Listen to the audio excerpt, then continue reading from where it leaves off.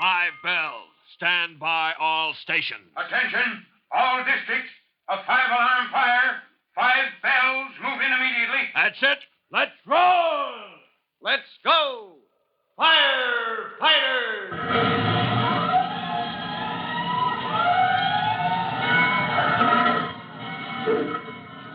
Presenting Firefighters, the true-to-life story of our unsung heroes who stand ready to ride by day or night against our most murderous enemy, the demon of fire. In just a moment, we'll join rookie fireman Tim Collins and his young brother Jimmy in the hallway of the large apartment house where they have just discovered the immediate danger of fire and explosion. It was Jimmy's tip that part of a gasoline delivery intended for the garage tank next door had been mistakenly pumped into the apartment house fuel tank that sent his older brother and himself racing to the scene. Now, in just a moment, we'll check up on the situation.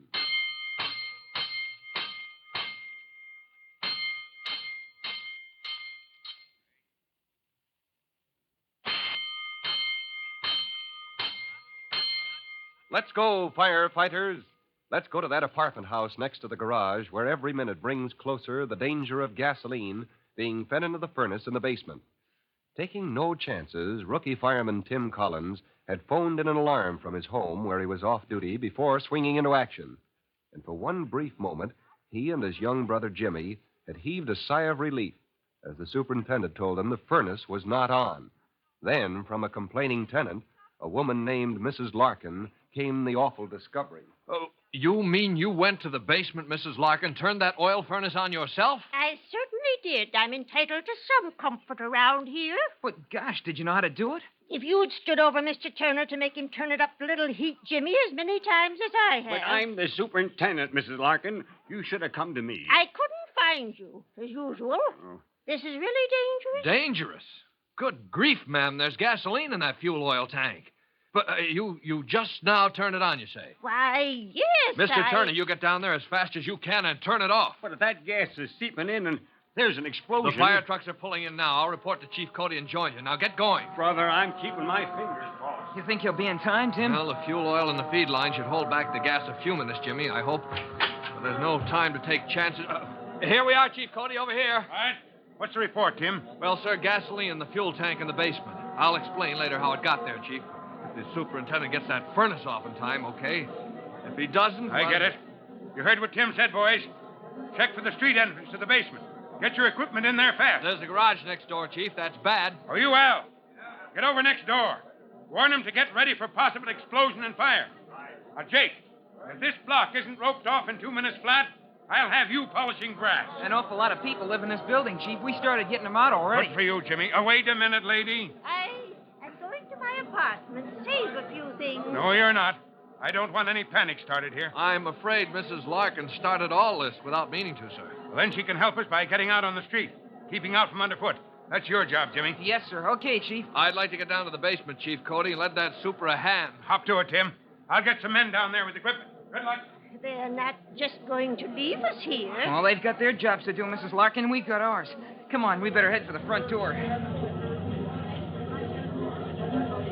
Good heavens, I forgot to give this to Mr. Turner. What is it? That thing you're holding in your hand? I don't know, really. It's a little wheel of some kind.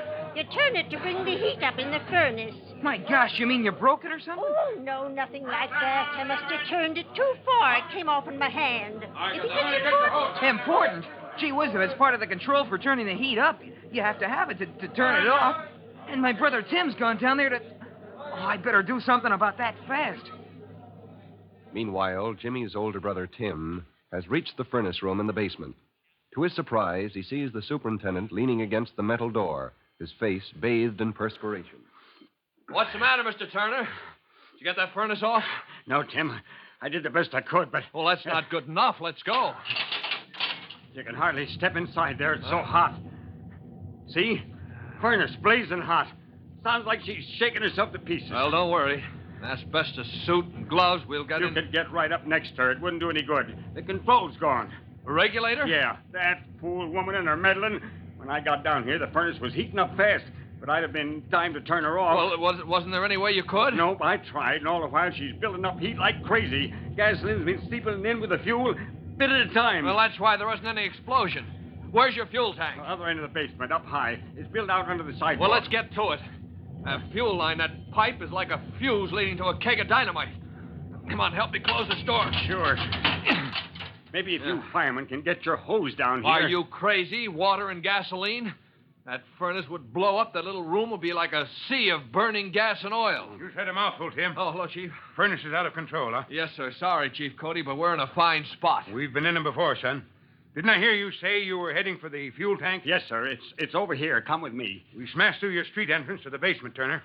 My men will be getting a load of sand in any minute. Well, that furnace room is a furnace in itself, Chief. Not much they can do in there, I'm afraid. They'll do the best they can, Tim. Holy smoke, Turner. That's your fuel tank where that pipe goes in up there? Yes, sir. It extends out under the sidewalk on a shelf. Oh, Chief, this end of it, it's all bricked up. Brick and concrete, except for that little opening up there. Well, that's fire regulations, Tim. You're not supposed to leave your tank standing in the open. Oh, but good grief, man. You're not supposed to make it impossible to get at. There must be a valve or petcock close to the tank to turn the fuel off at the source. Well, there is. I'm sure of that, only I never had any occasion to use it before. Well, we do now, and how? This whole place could go up like an ammunition dump any minute. Look, there's a barrel. Yeah. Give him a hand rolling it over here, Turner. Yeah, sure. Well, if you climb up on it, Tim, we may be able to reach in through that opening. Shut off the feed line from the tank, huh? Yeah, that's the idea, Chief. Yeah. There we are. It was the super before me bricked this up, Chief. Even though the tank's up high, I'd have left an opening so you could get through without trouble. Well, never mind that now. Here, take my flashlight, Tim. Yes, sir. I'll give you a hand up. Yep. All right, that does it, Chief Cody. I can see that petcock on the tank, but I couldn't reach in that far in a month of Sundays. You mean you can't get at it? No, sir. That opening's so small a man couldn't get through it. Oh, blast all superintendents who seal their tanks up so you can't get at them. Look out, Turner. We're coming down. We better get out of here while we're still alive. Well, whoever walled that tank up left so much space between it and the petcock, you just can't reach it, Chief. Well, we'll just have to smash our way through. Let's get back upstairs for equipment and men. You haven't got time to do that. That's the only way to shut off the feed line to the furnace. You don't get me down here again, not with this whole place ready to blow sky high any minute. Nobody's asking you. That's our job. Well, it'll be ticklish work, Chief. Working against time. You're telling me. I hope they've got the people out of this building. Yes, sir, and the block roped off. I can't order any man to take a chance down here smashing through that wall to get at a tank that may blow up in their faces. Well, so you ask for volunteers. And I'm the first, Chief. Let's get up those stairs. Yeah.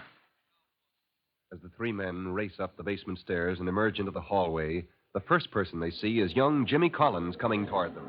For Pete's sake, Jimmy, what are you doing in here? I thought I told you to get that Mrs. Larkin out of the building and stay out yourself, son. Well, I didn't mean to disobey orders, Chief, but I had to come back. Well, we'll talk about that later, Jimmy. You get along outside and don't argue. Oh, I don't mean to argue, Tim, but I wanted to get down the basement and tell you something. But the firemen were making everybody move out, and they wouldn't let me in. Well, certainly not, Jimmy. Looks like they got most everybody out of the building now, Tim. Well, gosh, won't you listen to me? There's no time, Jimmy. You don't know what can happen here any minute. But I do. There may be an explosion because you couldn't turn that furnace off. How do you know that, son? Hey, Al, come here a minute, will you? And when I got Mrs. Larkin outside, I found what she had in her hand. See? Well, that's the control part that was missing, Chief. That's why Turner couldn't shut off the furnace in time. Well, never mind that now. Oh, listen, Al. Get outside and ask for half a dozen volunteers. Explain there's a blazing furnace down there, shaking herself to pieces. They've got to smash through a brick wall to get at a tank that may blow up in their faces. I'm going back down, Al, because I know where the valve is on the tank that'll shut off the feed line. Only it can't be reached. There's an opening up high. It's so darn small, nobody but a kid could crawl through it. Oh, gee whiz, won't it take time to smash down a wall? Of course it will. More time than we've got. Well, then you'd better let me do it, Chief. What are you talking about? Do what? Well, you said only a kid could crawl through that opening and turn that thing that shuts the tank off. I'm a kid. You think we'd let you do a thing like that, Jimmy? Well, if this is a hurry-up job, it wouldn't take long for me to crawl through that hole. You want to risk your life? Well, I guess it would be better than risking the lives of a lot of firemen. You said it would take a lot of time to smash your way through. No, Jimmy. Forget it. Tim, if that tank goes up with the garage next door, there's going to be a lot of lives lost before it's over. Chief, you mean you go along with Jimmy's idea? I hate it as much as you do, Tim, but it would be fast. It might be over soon enough to prevent a real tragedy. And if the kid couldn't get that Petcock turned off in time? Yeah, I know just how you feel. Don't you see, Tim? I gotta do it. There's no other way. Oh, no, I can't let you, Jimmy. Think of Mom. I could do it. I know I could. I'll come through all right. We'd pray you would, Jimmy, but... Well, this is one case where I don't give the orders, Tim. Jimmy's your brother. You'll have to say the word. But you'll have to say it one way or the other fast. Time is something we haven't got. Chief Cody has handed rookie fireman Tim Collins the toughest decision he ever had to make. He saw the opening to the tank. He knows Jimmy is small enough to be boosted up so that he can crawl in and shut off the valve on the tank. It might be in time to save scores of lives, and yet, would it? Even though Jimmy is anxious to help, can Tim let him take the risk? To learn what happens, be sure to listen to our next exciting episode of the Firefighters. In just a moment, Chief Bob Cody will tell you, boys and girls, how you can help the firefighters in your own town. But first, here's a message you ought to hear. And now, Fire Chief Bob Cody with a special assignment for the Firefighters Brigade. Chief Cody. Hello, boys and girls.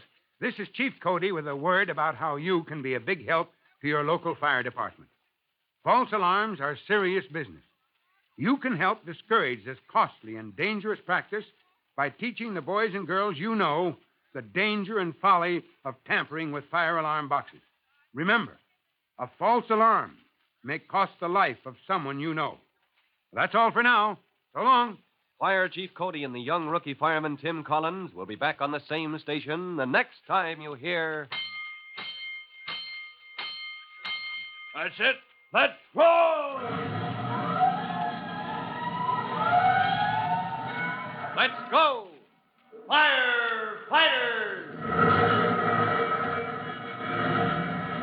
Firefighters is a copyrighted feature of William F. Holland Productions.